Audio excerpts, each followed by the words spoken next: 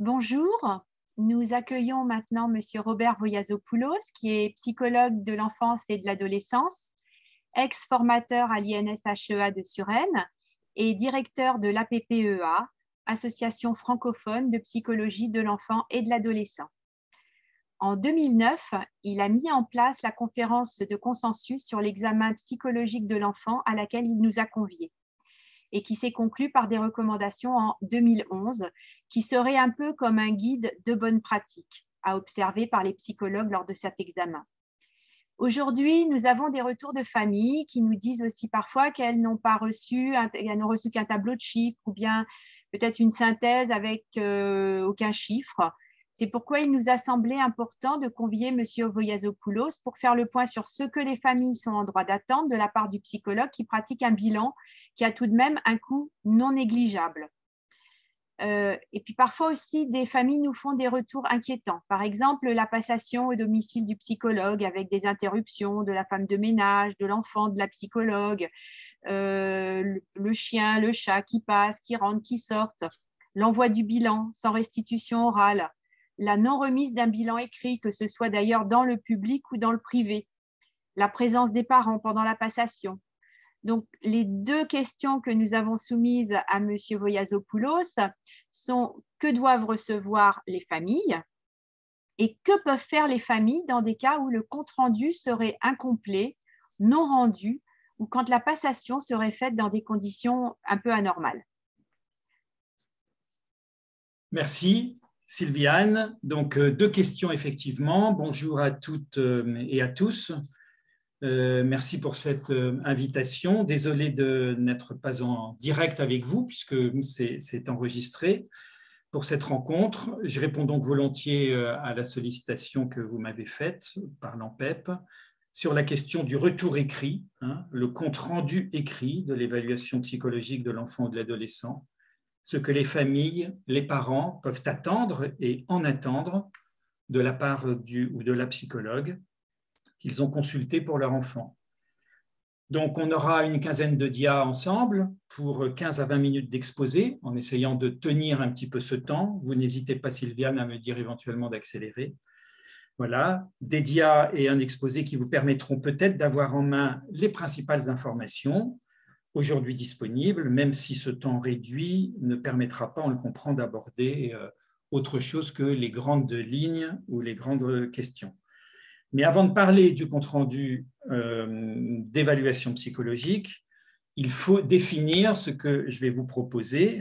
Il faut définir, si jamais mon PowerPoint accepte de repartir parce qu'il est un petit peu endormi, voilà, il faut redéfinir ce qu'est l'évaluation psychologique. C'est-à-dire, avant de parler de compte-rendu, qu'on soit clair ensemble, et notamment pour les parents, sur la définition même qu'on peut donner de l'évaluation psychologique. Je préfère personnellement ce terme à celui de bilan ou d'examen.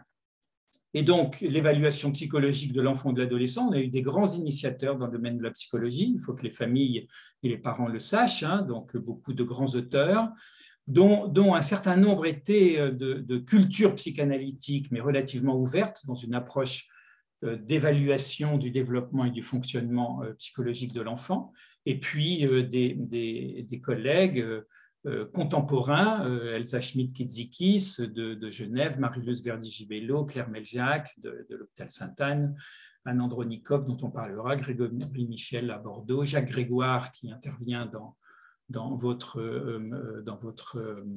journée, et puis Georges Cognet, etc. Alors, c'est quoi une évaluation psychologique avant d'éventuellement parler du compte-rendu? Cette définition, je vous propose de la reprendre dans un article qui a été publié dans Neuropsychiatrie de l'enfance et de l'adolescence.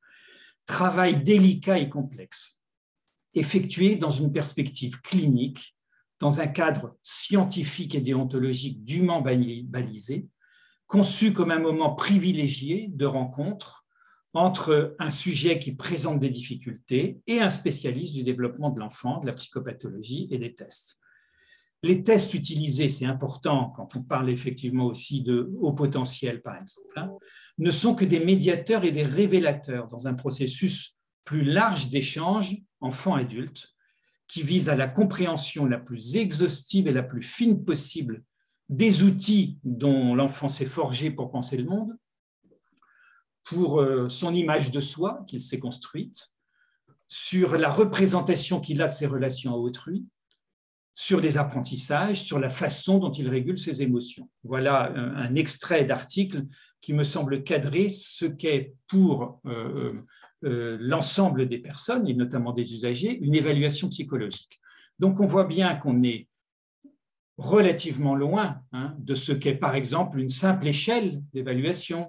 On a entendu, je pense, dans les associations de parents, le WISC 5, la WIPSI 4, le KBC2, l'anémie 2, etc., qui sont autant de tests composites, c'est-à-dire dans une approche assez globale de l'ensemble des fonctions, notamment ici intellectuelles.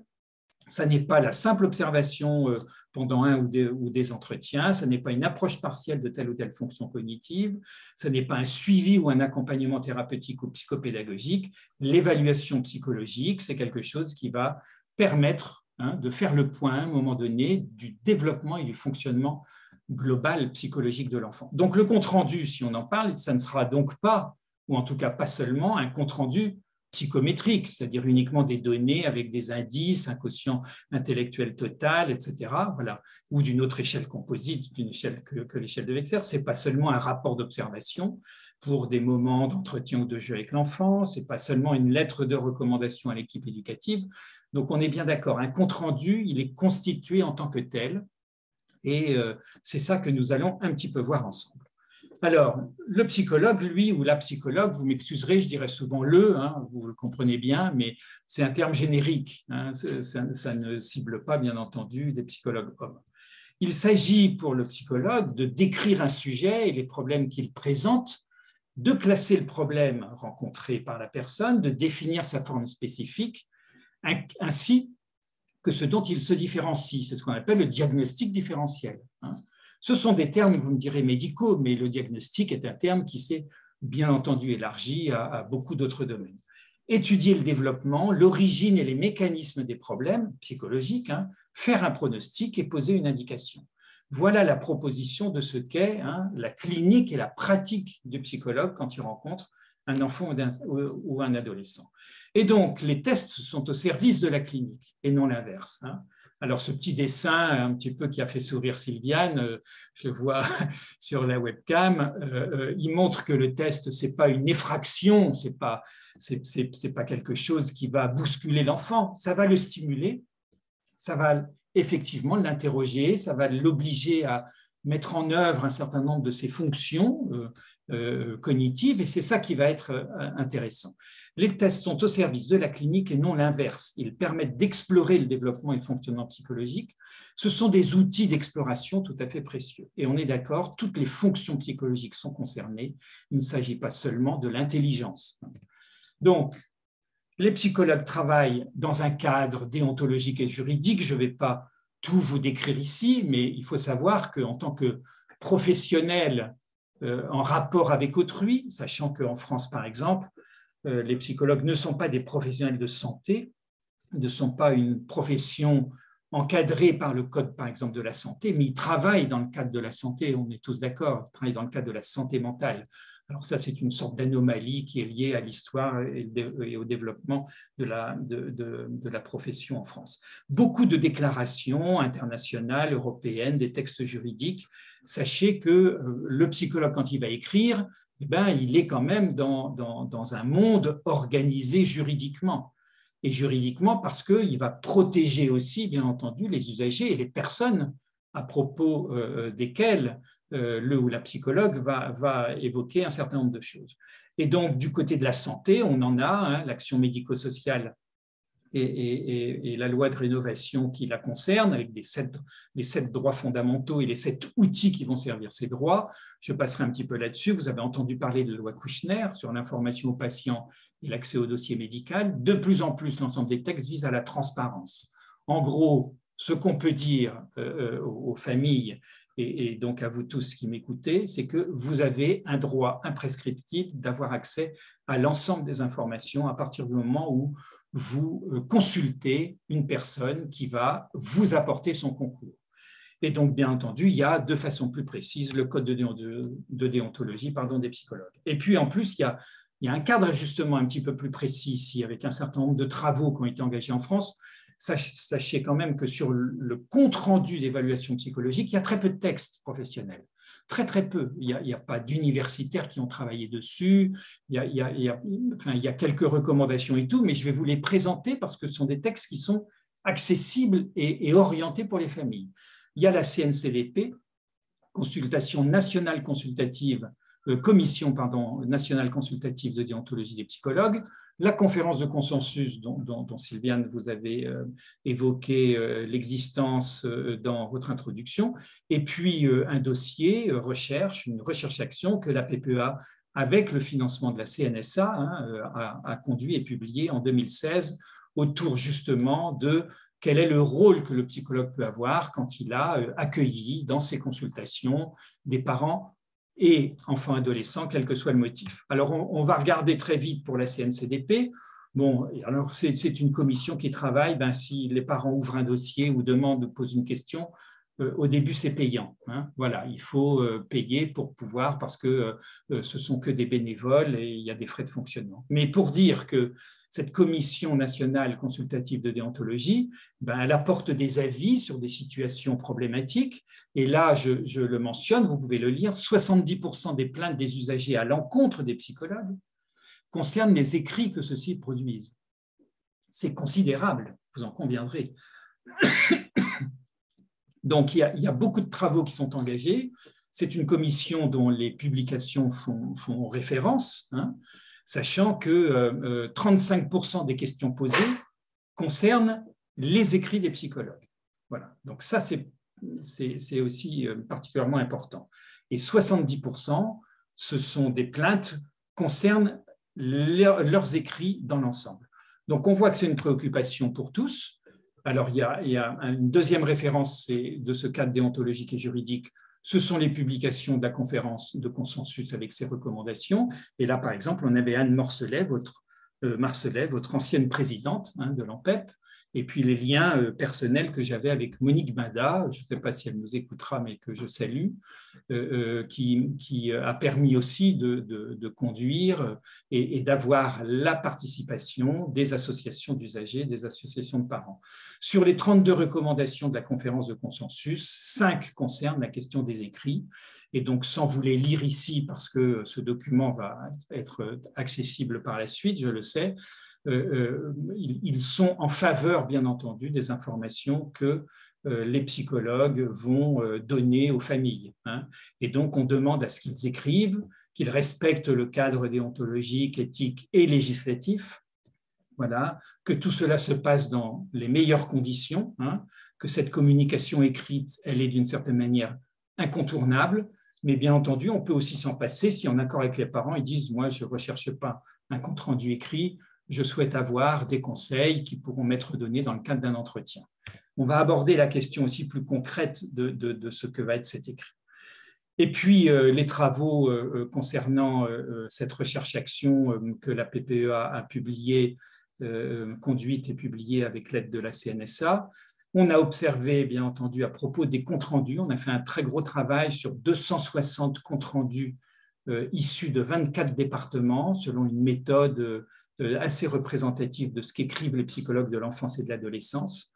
Et du côté des lecteurs, les observations qui ont été faites, c'est que le format et l'architecture du compte-rendu, les familles y sont extrêmement sensibles, quand il s'agit d'une lettre un peu brouillon, quand il s'agit de quelque chose de bien structuré ou quelque chose qui a trop l'apparence d'un dossier technique avec des informations techniques.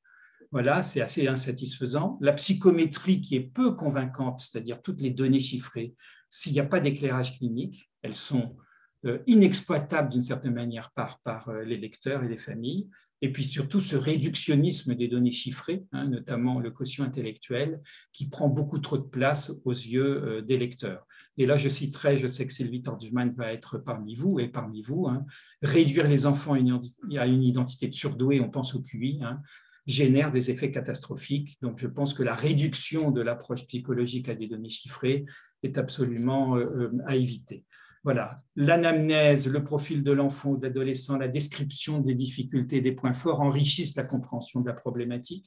Il faut que le psychologue puisse apporter son concours dans cette perspective. L'importance de la conclusion comme aboutissement logique de la présentation, que la conclusion en toute logique puisse résumer et faire la synthèse de ce qui est éventuellement développé dans le corps du compte-rendu. Et puis, ce qu'apprécient beaucoup les familles, c'est l'appréciation, donc ce sont les recommandations, c'est-à-dire que le professionnel puisse terminer non pas sur les approches cliniques, diagnostiques qu'il a envisagées, mais de dire comment la perspective du développement et du fonctionnement de l'enfant, comment il va accompagner, quelle est sa disponibilité, comment il peut envisager les choses. Alors, pourquoi des outils d'évaluation? C'est ça qu'on peut se poser la question. Vous avez des psychologues qui n'utilisent jamais des outils d'investigation. Alors, d'abord parce qu'il y a un grand mouvement aujourd'hui, vous le savez sans doute, du côté, en tout cas, de la santé mentale en général, de la pédopsychiatrie, de la psychologie de l'enfant, etc. Il faut argumenter les données psychologiques. Et ça, la HAS, l'HAS le recommande, les ARS le demandent, les directions d'MDPH le demandent. Il ne suffit pas de mentionner des données cliniques, il faut se dire de façon très claire sur quoi on base notre approche clinique et diagnostique. Et donc, les outils d'évaluation, ils sont tout à fait précieux. On explore des dimensions qui sont très difficiles à recueillir par ailleurs. C'est un petit peu l'outil de travail du psychologue qui va explorer un espace inconnu, d'une certaine manière. Et on utilise des statistiques appliquées en psychologie qui sont une des formes aujourd'hui les plus abouties en sciences humaines. On le sait. Néanmoins, elles présentent des faiblesses. C'est l'erreur de mesure. C'est l'inaccessibilité de la note vraie du sujet. Quand on dit tel indice ou il se situe à tel endroit, etc., c'est une approximation à chaque fois. Les nécessités, mais aussi les difficultés de l'interprétation, parce qu'à des mêmes données, vous avez éventuellement des explications différentes en fonction du contexte, du développement de l'enfant, de son anamnèse, etc. Le rapport entre propriété du groupe, c'est-à-dire les tests, amènent bien entendu une norme. Ils sont construits pour dégager ce qu'est en gros la moyenne du développement et du fonctionnement du sujet. Et en même temps, c'est ce risque d'effacement de la spécificité individuelle. Donc, le psychologue a navigué entre ces deux aspects qui sont la propriété du groupe et la causalité individuelle. Et puis, les conséquences de la vulgarisation, et là, je passerai sur ce qu'on regrette tous, qui est une banalisation des chiffres comme le QI, qui ont fait sans doute et continuent à faire beaucoup de mal parce qu'ils nécessitent d'être interprétés et que ce ne sont pas des données qui sont, je veux dire, anodines, on le comprend bien. Alors, pourquoi un compte-rendu? Alors, c'est ça la question, et pourquoi les familles peuvent-elles attendre un compte-rendu? L'indépendance du psychologue dans ses décisions a pour corollaire l'obligation d'en répondre. Et ça, c'était déjà une collègue qui l'écrivait en 2000 dans le Bulletin de psychologie, qui est une revue à comité de lecture. Donc, il s'agit pour le psychologue de rendre compte. Il ne peut pas s'affranchir ou se prévaloir abusivement des limites ou des incertitudes de son évaluation, des conditions difficiles de la consultation qu'il a pu avoir, etc., voire du secret professionnel, pour s'affranchir de rendre compte de son exercice et de son expertise en termes adaptés et compréhensibles. C'est le travail du psychologue de rendre compte. Le psychologue doit pouvoir communiquer tout ce qu'il a recueilli dans sa démarche d'investigation. C'est l'aboutissement naturel, c'est le point d'orgue de l'évaluation qui va lui donner tout son sens. Et donc, on pense aussi au compte-rendu oral qui va précéder le compte-rendu écrit. Et puis, c'est l'importance de l'effet feedback, c'est-à-dire le fait que les parents vont avoir, s'il s'agit du compte-rendu écrit, un document sur lequel ils vont pouvoir revenir, ils vont pouvoir mieux comprendre les recommandations qui leur sont faites, il va pouvoir mieux analyser dans l'ensemble, le parent, ce qui est proposé. Donc, d'abord un entretien avec l'enfant et l'adolescent, bien entendu, pour lui dire un petit peu où on en est de ce qu'on a fait avec lui, et puis l'entretien avec les parents. Après, les psychologues choisissent si c'est l'enfant et l'adolescent avec les parents, s'ils sont des entretiens séparés, les conditions peuvent tout à fait être discutées. Pourquoi un compte-rendu écrit dans cette perspective? On le comprend bien, c'est le retour, parce que le retour oral au cours d'un entretien avec les parents n'est pas toujours maîtrisé. Il y a des conditions matérielles parfois difficiles. Vous avez par exemple le bébé qui pleure parce qu'on n'a pas pu confier le bébé à d'autres. Et puis, il y a d'autres préoccupations, des préoccupations éventuellement de transport, d'horaire, de fin de journée, de disponibilité, de temporalité, hein, d'accessibilité, de trouver les termes adaptés à ce moment-là, d'être sûr de ce qu'on a prévu confier à la famille, hein, on puisse avoir le temps de le dérouler. Parce que vous savez qu'à chaque fois, vous avez des associations, des sortes de sorties de route, on ne contrôle pas toujours la temporalité d'un entretien oral. Les niveaux de compréhension, le vocabulaire, parfois un peu compliqué, qu'on a peut-être tendance à utiliser. Voilà.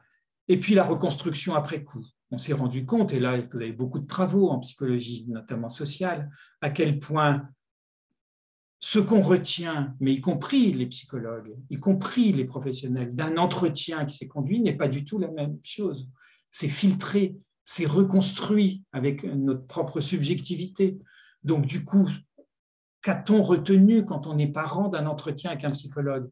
Même si les deux parents sont présents, ils vont pouvoir dire, ben moi, elle a dit ça, mais non, la psychologue a dit ça, mais moi, je n'ai pas entendu la même chose. Donc, en gros, l'écrit, il va stabiliser ces fluctuations possibles. C'est un droit indiscutable pour les personnes, sauf si le psychologue a signifié dès l'accueil sa non-réalisation, hein, et à l'issue de son évaluation et les motifs. Il est tout à fait possible de dire, écoutez, moi, je ne prends pas de temps pour l'écrit parce que ça prend beaucoup de temps, parce que je suis mal à l'aise, etc. Mais on doit signifier aux personnes qui nous consultent qu'on ne fait pas d'écrit, hein, même si je trouve que c'est un droit indiscutable, mais un droit indiscutable qui peut être envisagé avec les psychologues ouverts à cette question. C'est un moyen de communication entre les psychologues, bien entendu eux-mêmes s'ils ont à partager ça, et avec les autres professionnels, sachant que les parents contrôlent la diffusion. C'est un meilleur donc, contrôle et maîtrise par le psychologue lui-même des termes utilisés, des effets des données transmises et de ses conclusions. Il va exercer un meilleur contrôle parce qu'il va avoir le temps d'élaborer. Hein. Et puis, ça limite les malentendus, les interprétations excessives. On n'a pas compris la même chose, on a utilisé des termes qui peuvent éventuellement choquer. Et puis, bien entendu, c'est la conservation du document dans le parcours de la personne. Donc, tout cela nous amène à définir ce qu'est un compte-rendu écrit. C'est le produit final de l'évaluation psychologique. Vous avez confié votre enfant ou votre adolescent, vous avez un retour, hein, que vous pouvez tout à fait exiger ou alors rechercher des professionnels qui s'engagent à vous le transmettre. C'est la traduction de la connaissance et de la compréhension du développement et du fonctionnement psychologique de l'enfant ou de l'adolescent. C'est un contenu qui met en jeu le professionnalisme, la responsabilité et la crédibilité de celui qui l'écrit. Les conclusions, bien entendu, sont libres, établies en toute conscience et en responsabilité complète, dans l'intérêt supérieur de l'enfant. On est bien psychologue de l'enfant et de l'adolescent, et c'est donc toujours en pensant à lui qu'on va écrire les choses. Et elles ne peuvent être soumises à une quelconque obligation de service ou de solidarité. C'est une évidence, mais elle n'est pas toujours, j'allais dire, possible. Il faut pouvoir s'en défendre quand vous êtes au sein d'une équipe, par exemple, qui a un regard particulier sur l'enfant, et puis le psychologue, dans ses consultations, il a vu des choses différentes. Voilà, mais donc tout ça, vous le comprenez bien, je vous l'apporte, mais aujourd'hui, on n'a pas de disposition particulière au sens professionnel, institutionnel ou juridique concernant tout cela. C'est-à-dire qu'en gros, le psychologue n'a pas de guide. Je veux dire, ça s'est fait de façon tout à fait empirique au fur et à mesure. Alors, si on essaie de définir ce qu'est un compte-rendu, c'est une transcription écrite et concise, en termes les plus clairs possibles pour le lecteur, c'est-à-dire vous, parents et famille, en évitant les expressions ambiguës des différentes étapes de l'évaluation psychologique, demande, indication, méthodologie et techniques proposées, anamnèse et présentation de l'enfant ou de l'adolescent, conduite clinique de l'évaluation, qu'est-ce qui s'est passé, comment les choses se sont organisées, présentation des données et des mesures recueillies, analyse et interprétation, approche diagnostique, conclusion, recommandation. C'est un vrai travail, on est d'accord, mais c'est celui auquel doit s'engager le ou la psychologue qui fait une évaluation psychologique. Alors, la communication, bien entendu, à l'intéressé se fait toujours dans le cadre d'une... Alors, il y a une grosse faute d'orthographe. Non, pardon, je pensais à exemple, voilà. Et que ce document ne doit être transmis à des tiers qu'avec, bien entendu, l'autorisation des familles et le contrôle des familles. Elles-mêmes exerceront ce contrôle pour ne pas le diffuser, par exemple, à l'enseignant ou à quelqu'un d'autre. On est bien dans un registre ici contrôlé et ce sont les professionnels du sang, de la santé et du médico-social qui le détiennent. Alors, ça implique quoi du côté du professionnel? À votre égard, vous le comprenez, moi je suis psychologue et je vais ce soir, par exemple, écrire un compte-rendu parce que j'ai terminé mon évaluation psychologique de l'enfant ou de l'adolescent que j'ai vu. Ça demande des compétences de base en langage écrit. Oui, il ne faut pas faire de fautes d'orthographe, il faut éviter ça, des fautes de syntaxe, des maladresses grammaticales, etc. Avoir, si possible, un bon niveau de rédaction écrite. C'est la reconnaissance institutionnelle de cette expertise qui n'est pas faite. Elle prend du temps. C'est 3 à 4 heures de travail de rédaction pour le psychologue. Il a, vous l'imaginez, sa pochette avec 1 ou 2 dessins d'enfants, avec son observation d'un jeu, avec les entretiens, avec les tests, avec les échanges qu'il a pu avoir, etc.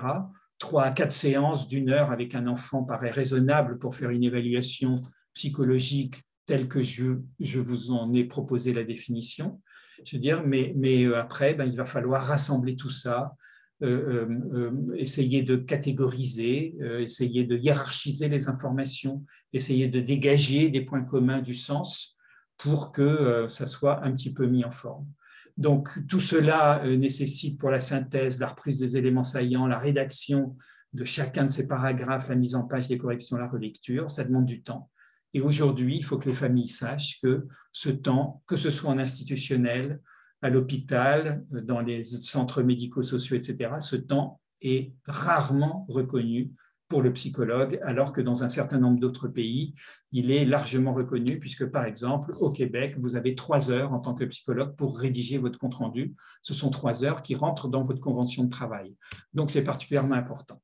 Alors, on arrive à la dernière question et quasiment aux dernières dias.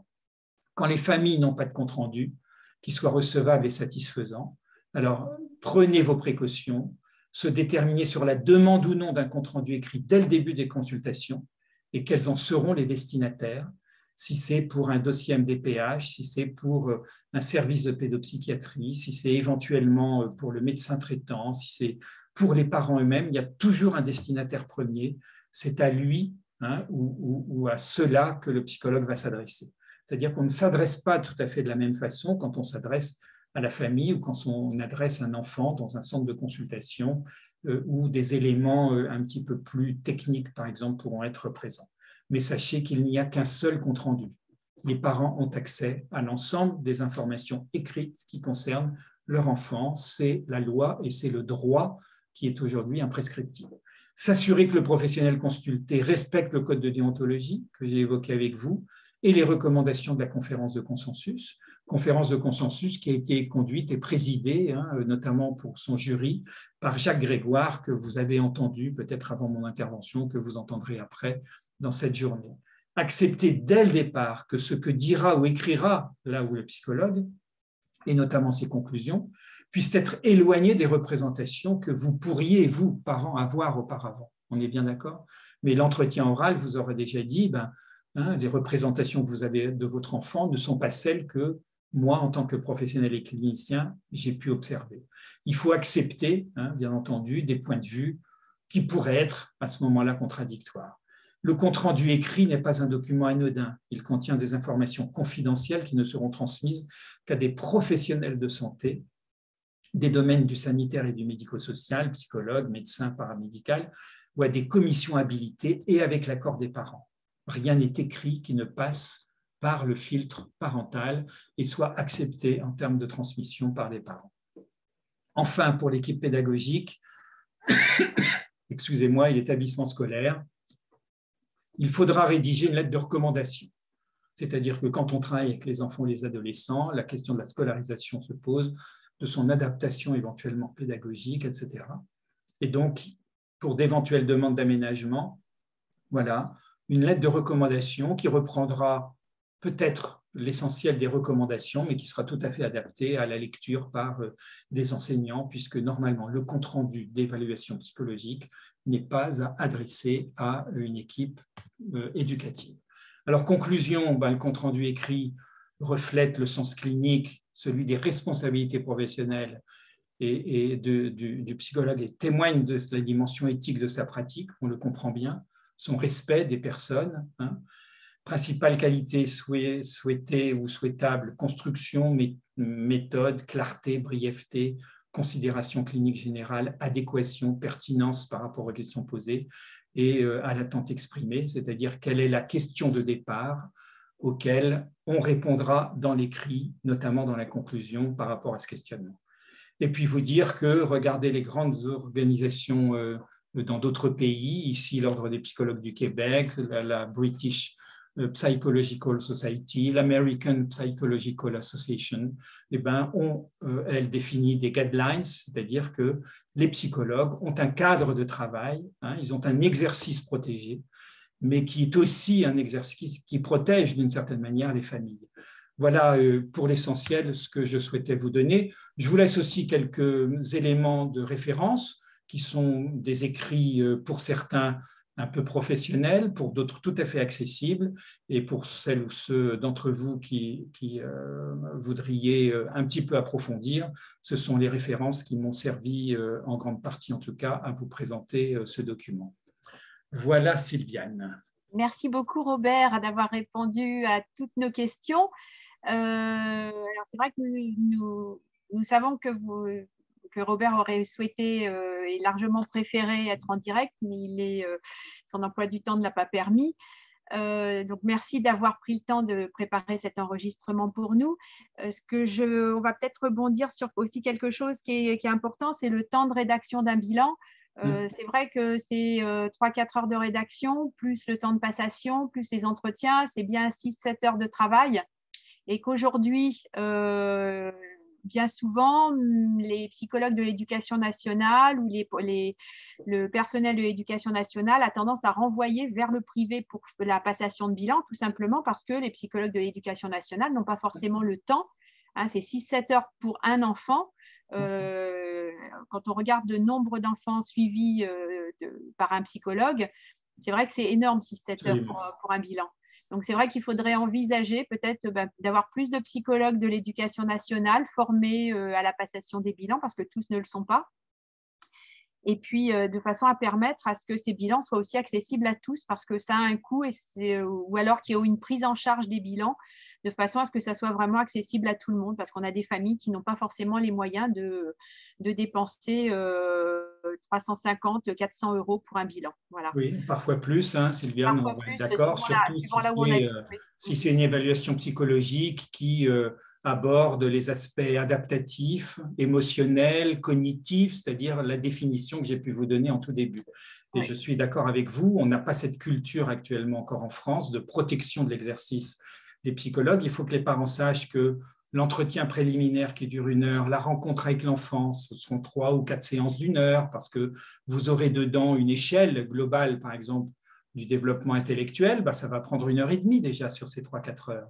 Mais il faut aussi passer du temps avec l'enfant, il faut échanger, il faut aborder un certain nombre de choses. L'entretien de retour, on est déjà à 5 heures ou 6 heures de travail clinique. Il faut 2 heures à peu près pour le psychologue de cotation, d'analyse de ce qu'il a réuni, de dossiers. Et là, il n'a toujours pas écrit. Et quand je vous dis que c'est après 3 heures de rédaction pour faire un compte-rendu qui se tienne, qui fasse attention à son vocabulaire, qui soit suffisamment explicite et qui apporte des choses au lecteur qui est concerné, tout ça demande, c'est 10 heures, 12 heures, mais c'est reconnu dans les autres pays. Alors pourquoi n'arrive-t-on pas à le reconnaître ? Moi, je souhaite vraiment que les associations de parents puissent s'engager très fortement de ce côté-là. Ça va être notre prochain cheval de bataille, je pense.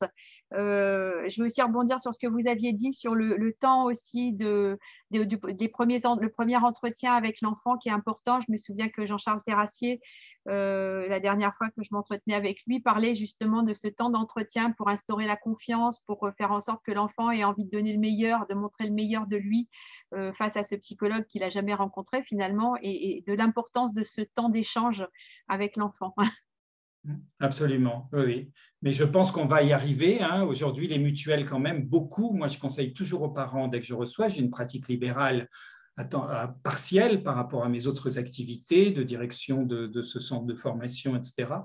Mais de toujours poser la question aux mutuelles. Il y a des mutuelles qui ont des politiques quand même d'accompagnement familial. Et aujourd'hui, vous avez jusqu'à des forfaits de 300, 400 euros. Vous avez des séances à 60 euros qui sont jusqu'à concurrence de 5 ou de 10 séances, etc. Posez toujours la question en tant que parent à votre mutuelle en souhaitant que vous en ayez une, hein. Voilà. Merci beaucoup pour tous ces conseils, Robert. Et donc, on va passer on va passer à la suite de notre programme. Bonne séance à vous. Merci Au beaucoup. revoir. Merci infiniment pour votre invitation.